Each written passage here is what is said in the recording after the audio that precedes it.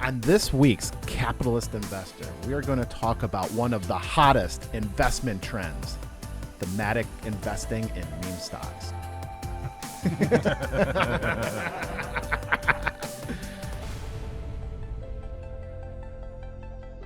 All right, Tony, what's going on? What's up, man?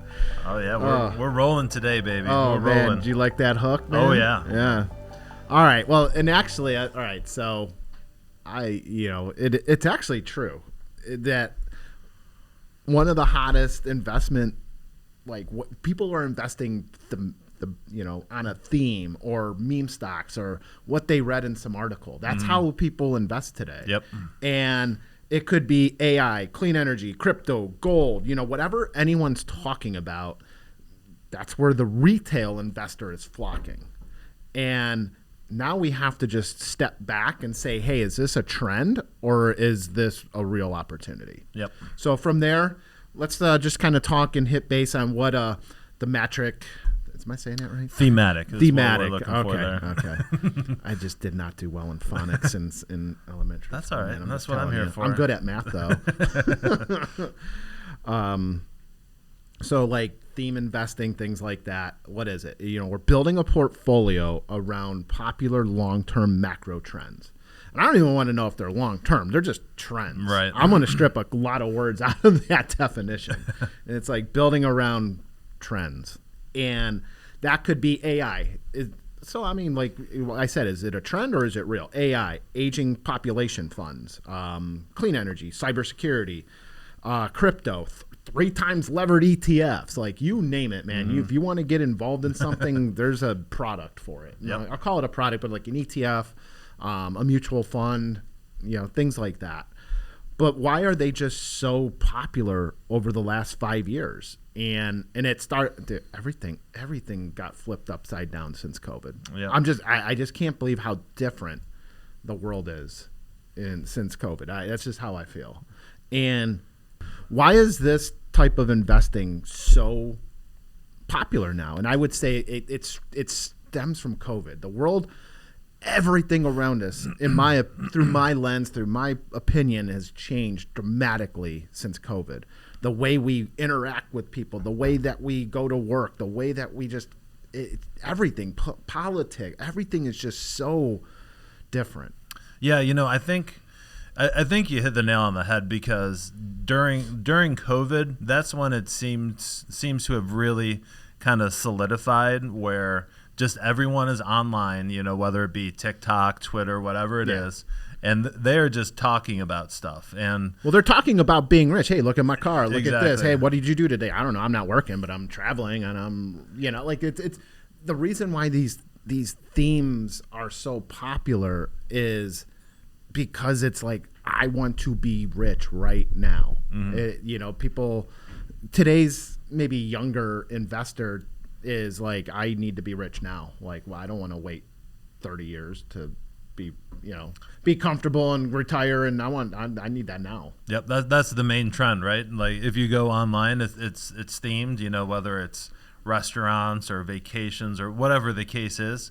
That one guy that just like films like himself dunking himself in water and like working out.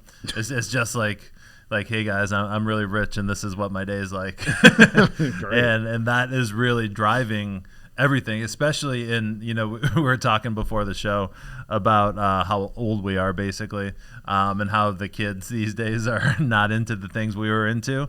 We're just talking movies. Yeah, but this is what they're into now. They just are online all day, and a good portion of the traffic is how do I get rich now. Yeah, it's like, what do they call that? The keeping up with the Joneses. Yeah, right? Exactly. So why is it appealing?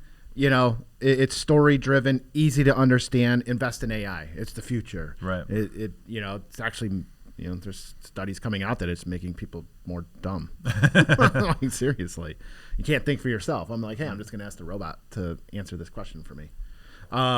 Allows targeting of secular growth areas. Appeals to, again, I mentioned this before, appeals kind of like to the young investor who wants to align with beliefs and maybe megatrends. And that could be like, again, like clean energy or meme stocks. I don't know. Like it can go on and on and on. But what are the risks? And concentrated exposure and high volatility. This is where you're going to get jammed up because, again, everybody wants to get rich now, and you're not going to get rich if I only take 5, 10, or 15% of my money and dump it into this idea. Like, I need that thing to double tomorrow. Yeah. Like, not like, oh, it went up 10% this year. No, that's a failure.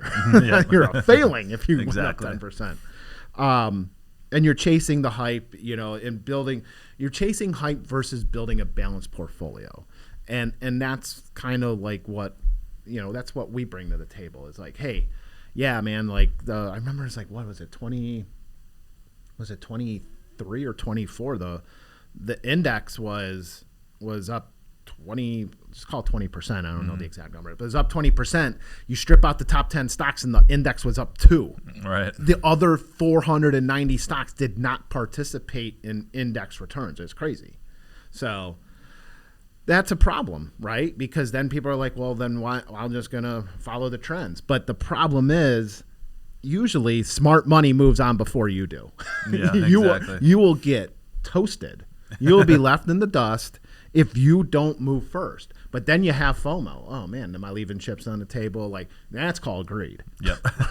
So there's this whole thing, this give and pull with the new investor of like, get rich now. I need my money to 2x overnight, and then I'm going to sell it and I'm going to find the next 2x. Or like, good luck, man. Yep. So. Yeah. And, the risks of, these trendy thematic investing trends. Something that just also came into my mind. Do you remember Dave Portnoy's ETF? Do you remember that one? I don't. I didn't know he had one. Yeah, I forgot he had one. It was called Buzz, Buzz, and it was basically just investing in whatever people were talking about on Twitter. is what it was. Right. I just looked it up quickly. I can't tell if the fund is no longer longer going, but I do know it was an epic failure. That's why you can't find it. Yep.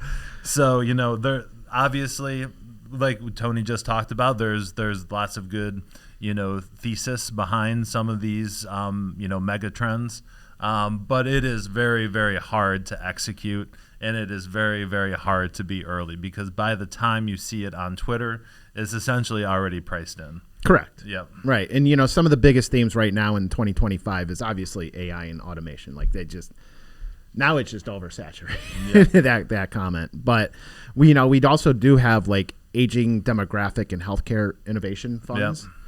Yep. There's something there. It popped up on the thread, but like clean energy transition. Actually, I think that had died when Trump won the election because it was never popular. Well, I'm not going to say it's not popular. It was actually never profitable. Like clean energy is extremely expensive. Yep. Because the technology is not, it's just not up to snuff yet to make it economical, unfortunately. Yep. Clean energy is only popular like the first 2 weeks that after a Democrat is elected president. And then it goes away because everyone figures out that it doesn't really work. Or it's more expensive. Yeah, exactly. Yeah. Cybersecurity, obviously that's a big thing. Crypto. Before we started, our engineer was talking about like data centers. Here in Cleveland, I mean, they're turning like the IX Center into a data center from what I hear.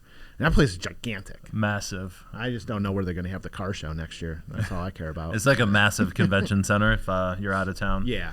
It's gigantic. Massive. They used to build tanks from World War II in there. So it's a production, facility. And it is built like a brick shit house as well. I'll just call it that. Like it is huge and highly constructed, right?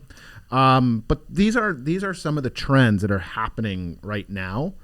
And yeah, I could say AI, aging, demographics, cybersecurity, those make sense, right? Because they're just constant problems in today's society. I don't want to call them problems, but like they're highly used. They're realistic issues. Now, crypto, again, I keep on saying, I'm like, there's legs to it, but no, when you don't really have a way to use it in day-to-day life, what is it doing? Right. I don't know. We'll find out. And then data centers, right? But then clean energy, that's essentially, it's a 2020 to 2024 theme. Right. 25, it's over, Yeah. right?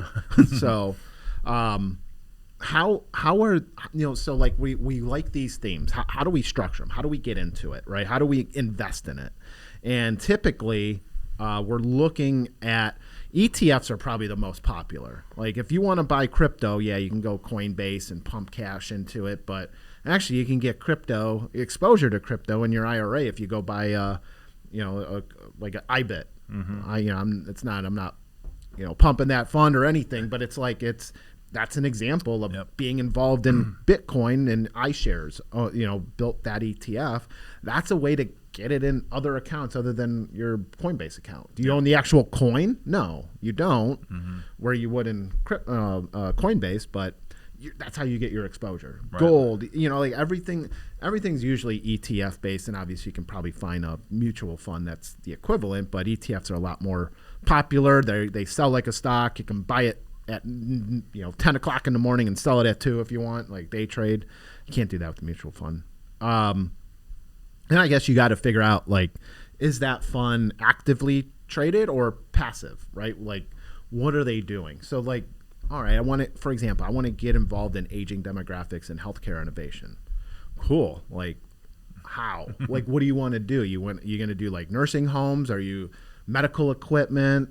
Pharmaceutical drugs? Like, how do you want to be involved? And maybe you say all of it.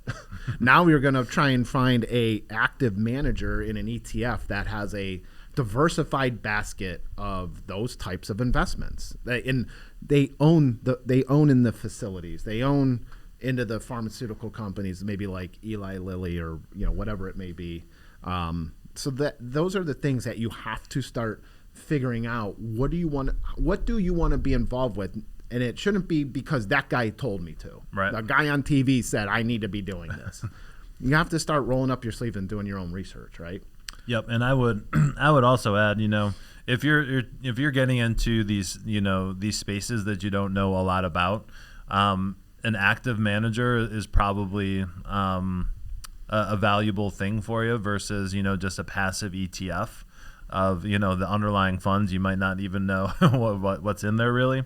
So not all fees are bad. And if you're getting into a very specialized, very, niche, corner of the market, it might be better to have an active manager in a mutual fund or an active ETF than just a passive fund. Right. And I mean, like, let's just take it, let's like kind of take it just a step deeper is where like, okay, I found an ETF that I like. What stocks does it hold? Is it holding like an overlap with like the S&P 500, or is it a bunch of companies you never heard of? Right. If you see it as a bunch of companies you never heard of, or they're maybe small to micro cap stocks, get ready for high volatility and probably you're going to either double your money or you're going to get cut in half. Mm-hmm. Like there's no in between. Now, if you look at that ETF and you notice a lot of companies you actually heard of in the S&P 500, the odds are that it's going to be a more steady investment strategy. It's going to be less volatile. So again, we have to just evaluate the fund that you want to be involved with the theme you want to be involved with. Yep, and you can, there's ways to splash them into your portfolio as well. A good example of a passively managed ETF is like MAGS, MAGS, to get into just like the Magnificent Seven stocks. So you can play a lot of themes. Okay. So let's say you had $2,000 and you didn't want to buy one share of all. I don't even know if $2,000 can buy you one share of all of the mags, right? Yeah. Like you got $2,000. You want to be involved with all those companies. That's a perfect way to get involved, right? Mm-hmm, for sure. So the biggest thing here is like how do you build this smart, right? And that's where I might be talking to a wall, depending on who I'm talking to, right? Yeah. Like who am I talking to, and because it's like, hey, you should 5 to 10% just in case because it could be volatile. It could be gone tomorrow. Who knows? And and then you start talking to the person that's like, that's not, that doesn't sound sexy enough. It's not enough action. Right. Right. Like, so you have to figure out what your goal is, right? And if you're going to invest X amount of dollars, can you afford to lose X amount of dollars tomorrow if this whole thing gets turned upside down? Right. So.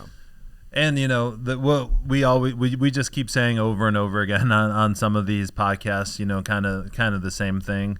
Balance out your portfolio. There's nothing wrong with taking some risk, even if you're younger. But keep in mind where we are. We're sitting at all-time highs. The market's in kind of a strange place with some weird economic data coming out. There's new tariffs, obviously a new administration in there. Don't get caught up in the FOMO. You need to have an investment strategy and kind of stick to it. If you're just always going back and forth between the popular meme stocks on the internet, and that's the basis of your investment strategy, that can blow up in your face pretty quick. Yeah. And again, the key takeaways to all this is listen to the headlines, don't avoid them, but listen to them, see if they make sense, but you can't chase returns. You have to believe that investing is a long-term, it's a long-term game. Yep. It is not a get rich overnight scheme. If you try that, you will actually go broke. You will not double your money. You will probably lose all of your money. Yeah. So you have to be smart. You have to be diversified. If you want to be involved in particular sections, like you have to chisel out 5, 10, 15% of a portfolio to push your chips on, but because you need to look yourself in the mirror and say, if it goes broke tomorrow, if that thing goes belly up tomorrow, am I going to cry? Yep. Am I going to lose sleep? Am I going to make it the next day? Can I still pay my bills? Right. Right. You have to be very smart, and chasing being rich is not a good thing to chase. Yeah. Right. So with that being said, there's a lot of noise out there. And if you have any questions, concerns, things like that, or ideas that are framed around this, hit us up. You can always email us at info@swpconnect.com. You can put a comment on our YouTube channel, whatever you want to do, if you have maybe a specific question related to like this topic. But other than that, take us home, man. All right. Well, you said it there. Hit us up at info@swpconnect with comments, show ideas. We always love hearing from you, and in the comments as well. Both good and bad, I'd say. Mm-hmm. So thanks for listening, and we'll talk to you next week. The opinions expressed in the podcast are for general informational purposes only and are not intended to provide specific advice or recommendations for any investment, legal, financial, or tax strategy. It is only intended to provide education about the financial industry. Please consult a qualified professional about your individual needs.